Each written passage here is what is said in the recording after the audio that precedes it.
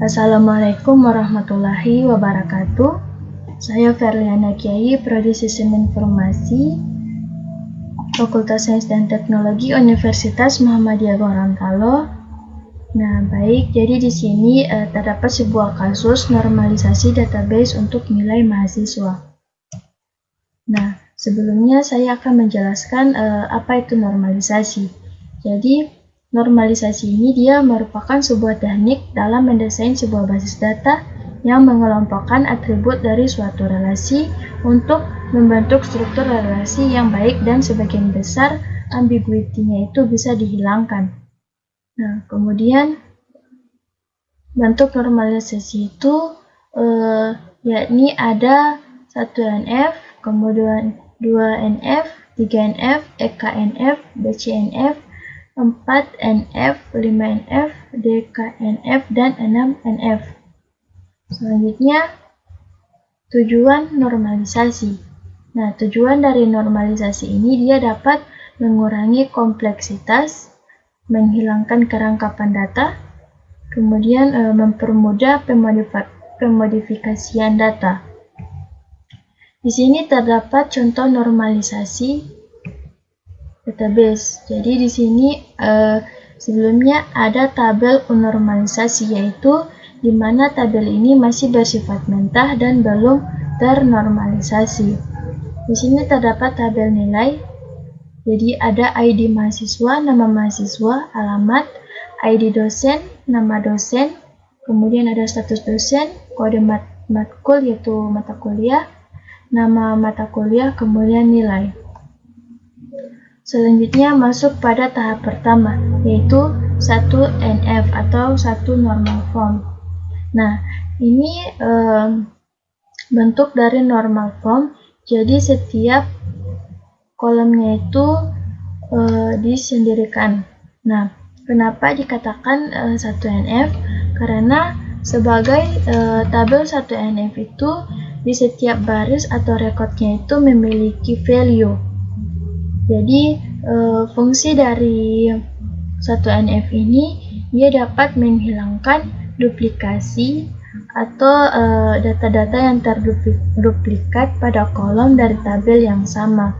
Kemudian fungsi 1NF ini juga dia dapat membuat tabel terpisah masing-masing kelompok.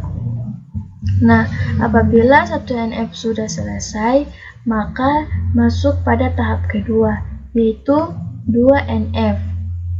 Nah, ini merupakan contoh 2NF. Jadi dia sudah ada tabel untuk mahasiswa, tabel mata kuliah, kemudian untuk tabel nilai.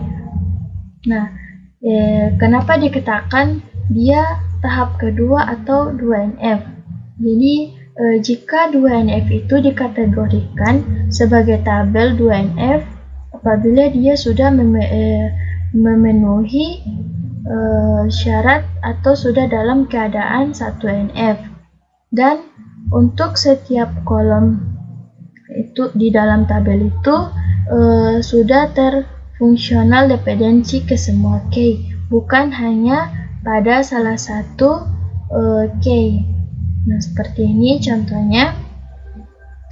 Nah, apabila 2NF sudah selesai, dia jika masih belum ternormalisasi dengan baik, dia bisa masuk pada langkah selanjutnya, yaitu 3NF. Nah, di sini ada untuk 3NF. Jadi ada tabel mahasiswa, kemudian ada tabel dosen, tabel mata kuliah, dan untuk tabel nilai.